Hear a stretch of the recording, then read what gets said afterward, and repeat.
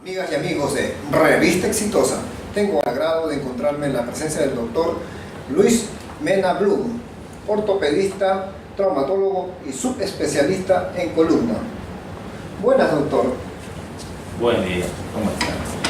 Doctor, cuéntenos el cambio más importante que observa en la especialidad en esta última década.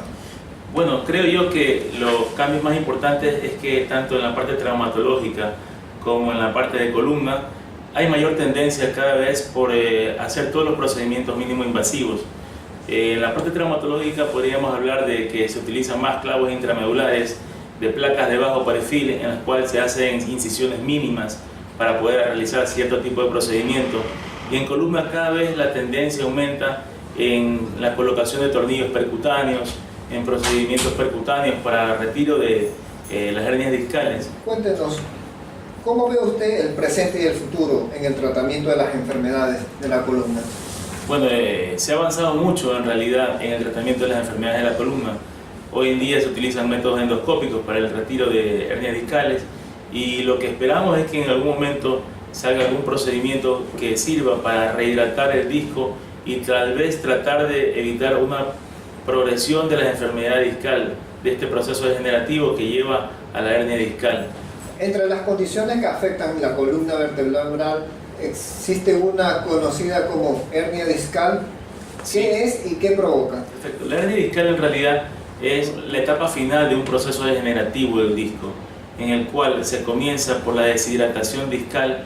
El disco en ciertas placas de la resonancia magnética se observa que se comienza a poner negro, se comienza a producir un colapso y comienza a haber un fallo biomecánico del disco. Al colapsar el disco se produce un abultamiento sobre las raíces nerviosas, que es lo que produce esto.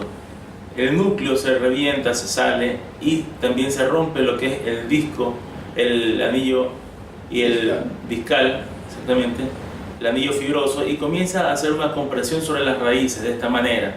Entonces las raíces que salen lateralmente van a estar comprimidas y van a dar la sintomatología a nivel de la pierna. Lo que normalmente las raíces deberían salir en este sentido se van a ver comprimidas por la hernia y va a comenzar a presentar sintomatologías en el paciente. ¿Existe otra dolencia en la columna? ¿Qué patología degenerativa de columna? Dentro de las patologías degenerativas vemos que no solamente es la hernia discal. La patología degenerativa comienza después del paciente tener 30 años. Entonces comienza a ver este cuadro de deshidratación del disco, se comienza a ver el colapso que ya dije en un momento, se comienza a producir tanto la hernia por delante y también al producirse el colapso del disco, estas articulaciones que están en la parte posterior, que son las facetas articulares, se comienzan a degenerarse. Entonces comienzan a producirse artrosis a este nivel y comienza a estar la raíz comprimida tanto desde la parte anterior como desde la parte posterior. Entonces esto es una serie de cambios que lleva a que la raíz se encuentre comprimida en todo su entorno y comienza a haber una compresión lateral de la raíz. Esto es lo que llamamos una estenosis lateral. Pero cuando el padecimiento comienza a producirse a varios niveles, se produce una compresión a nivel de 3 o 4 niveles en la columna lumbar, así como en la cervical, que estaríamos hablando de una estenosis central o un canal lumbar estrecho. ¿En qué consiste el tratamiento de la nucleoplastia y este procedimiento es ambulatorio? Ambulatorio sí, por supuesto. La nucleoplastia es un procedimiento en el cual se inserta un electrodo desde la parte lateral, llega al núcleo y se comienza a quemar desde adentro el núcleo pulposo. Se realiza 4 quemaduras del núcleo en espacio de 3 minutos cada uno, lo cual se espera que el disco se reduzca y al reducirse el tamaño del disco ya no va a producir las compresiones en la parte de la raíz nerviosa. ¿Es un procedimiento ambulatorio? Sí. En realidad el procedimiento se realiza y a las 2 horas el paciente se da de alta, pero es un procedimiento que en realidad tiene sus indicaciones, más que nada en pacientes menores a 40 años, ¿sí? Y pacientes que tienen hernias discales de menos de 3 milímetros. ¿Cuándo es necesario realizarse este tratamiento de la nucleoplastia? De pacientes menores de 40 años y con hernias más pequeñas a 3 milímetros. ¿Qué es la hernia discal cervical y en qué se diferencia con la hernia lumbar? La hernia discal cervical es la que se produce a nivel de la columna cervical, que son los 7 primeros vértebras que están en este nivel, ¿sí? Si bien sabemos que la columna, en realidad la parte cervical y la parte lumbar es la que es realmente móvil, puesto que la región torácica tenemos por delante las costillas, lo cual hacen que la columna torácica sea más que nada rígida. Entonces, a nivel cervical también se van a dar estos cambios, en el cual el disco puede colapsar, puede comprimir las raíces nerviosas y puede dar sintomatología en los miembros superiores. Y a nivel lumbar lo mismo, tenemos 35 grados de movilidad en flexo-extensión en las 5 vértebras lumbares, y estos cambios son los que se van a dar: la ruptura del núcleo pulposo, el anillo fibroso, comprime las raíces nerviosas y dan irradiación del dolor hacia los miembros inferiores. ¿Es cierto que las patologías traumáticas pueden darse por múltiples lesiones del cuerpo vertebral? Sí, en realidad las patologías traumáticas van a producir una fractura a nivel ya sea de la columna torácica, lumbar o a nivel cervical, pero tenemos que valorar muy bien la parte clínica del paciente, cuándo es quirúrgico y cuándo no. Es quirúrgico cuando hay un compromiso severo, tanto motor y sensitivo, de los miembros superiores y los miembros inferiores. 2, cuando hay una compresión de más del 40% del cuerpo vertebral. 3, cuando hay una inestabilidad de los segmentos vertebrales.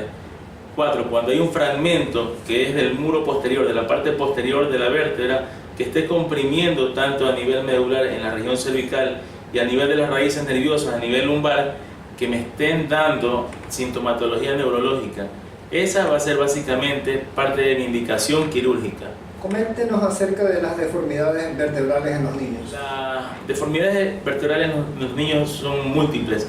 Las más notorias en nuestra sociedad, podemos hablar de la escoliosis. La escoliosis idiopática en realidad es un cambio de la estructura vertebral en una radiografía en la cual vamos a ver la columna en una posición de S, ¿sí?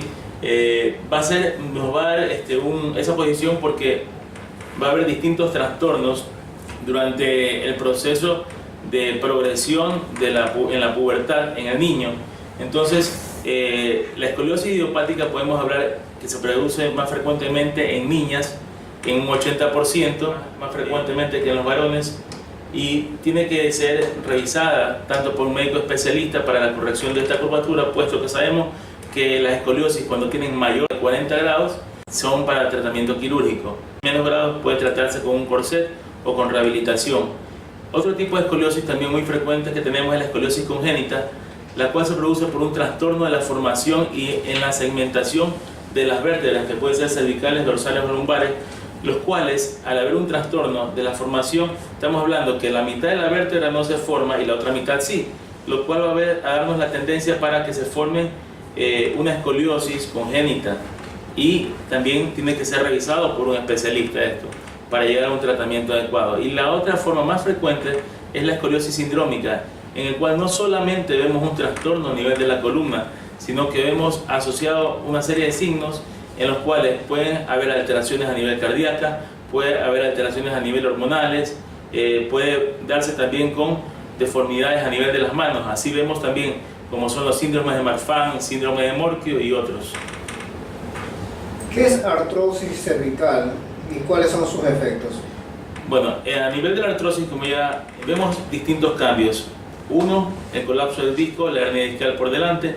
2, la deformidad de las facetas articulares por detrás, lo cual nos produce un acortamiento del agujero por donde pasan las raíces nerviosas, tanto a nivel de la columna lumbar, y a nivel cervical también se produce una estenosis del canal por donde pasa la médula. Esto va acompañado también de ciertos cambios. A nivel de la médula se va a ver en la resonancia magnética un cierto cambio blanquecino a nivel de la médula, nosotros lo llamamos una mielomalacia, es decir, hay un sufrimiento de la médula por el estrechamiento del agujero por donde pasa, de la estructura por donde pasa, y esto nos va a dar distintos síntomas, tanto que el paciente va a tener dificultad para caminar, dificultad para la movilización de las manos, y también hay otros cambios estructurales, como dije antes, a nivel de las facetas articulares en la parte posterior, lo cual también va a producir un dolor. El tratamiento básicamente en la estenosis no es que es inmediatamente quirúrgico, depende de la sintomatología del paciente, tanto los trastornos motores y los sensitivos, puesto que hay pacientes que tienen estenosis cervical o lumbar y que no presentan síntomas, solamente presentan dolor tipo contractura, con lo cual lo indicado es un tipo de terapia de rehabilitación. Cuéntanos, doctor, ¿qué recomendaría para nuestros lectores de Revista Exitosa? Bueno, lo ideal primero es mantenerse con bajo peso, ¿sí? El sobrepeso aumenta el dolor de las contracturas a nivel lumbares cervicales, mejorar posturas, no realizar esfuerzos físicos en exceso. Esto piensa que también se da en pacientes que mayormente son estibadores, pacientes obreros con sobrepeso. Pero ellos no saben usar la faja. Sí, pero a pesar de eso, estamos hablando de que hay un sistema de compresión discal. Entonces, por más que tengas la faja para corregir una postura adecuada, el proceso del colapso del disco va a seguir siendo el mismo. Hay pacientes también que tienen mucho dolor cervical por estrechez, que son pacientes que están trabajando sentados con la computadora en una mala postura de la columna cervical o que hacen mucho esfuerzo, y esos también son los pacientes que acuden a mi consulta. A pedido de nuestros lectores, ¿puede informarnos acerca de cómo contactarnos con usted, de cómo llegar hacia usted? ¿Qué costo tiene cada consulta? Por supuesto, nosotros estamos ubicados en la Clínica San Francisco, en la Torre 2, consultorio 411. Los teléfonos de mi consultorio son el 602-3681 o el 0999-232-631. Nosotros tenemos convenios con cerca de 10 empresas privadas de seguridad privada, entre ellos Humana, Salud, Ecuasanita, Medega, Siquén, Mediquén y otros más, con los cuales pueden acceder a la consulta pagando el copago. Nuestra consulta para las aseguradoras privadas que se manejan bajo reembolso es $50 porque es el tipo de convenio que se llegó a ese precio. Pero nosotros hemos formado un club, el Club de Dr. Luis Mena, en el cual a pacientes que no son afiliados bajo ningún seguro, nosotros llegamos a una tarifa de descuento de $35 la consulta, y también hemos realizado convenios con algunos centros de imágenes y de laboratorio en el cual se les hace sustanciosos descuentos. Para terminar, doctor, un mensaje a nuestros lectores de Éxito Médicos en Revista Exitosa. Nómbrenos resumidamente los procedimientos que ofrece su centro traumatológico y de columna a nuestra comunidad y en qué momento debemos visitarlo. Bueno, en mi centro normalmente tratamos todo lo que son patologías ortopédicas, tanto infantiles como adultos.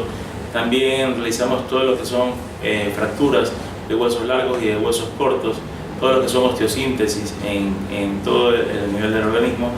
Y a nivel de columna me especializo básicamente en todo lo que son fracturas, tratamientos de escoliosis, tanto infantiles, idiopáticas, congénitas, sindrómicas.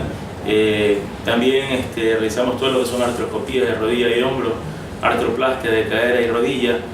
Se recomendaría básicamente por la parte de columna visitar al médico cuando el paciente ya comienza a tener dolor. Es importante llegar a evitar que se produzca una hernia discal. Ya hablamos de que son procesos degenerativos que van progresando con la edad. Entonces lo ideal es que cuando tienes dolor comenzar a combatir esto y prevenir a que vayas a pasar en un momento dado a realizarte una cirugía. La cirugía no es lo primero que se realiza en columna, es el último paso a seguir cuando ya ha habido un problema muy severo, tanto motor y sensitivo, y es preferible investigar a tiempo a que después de 1 o 2 años termines en una mesa quirúrgica realizándote un procedimiento quirúrgico. Muchas gracias, doctor, por su cordial entrevista.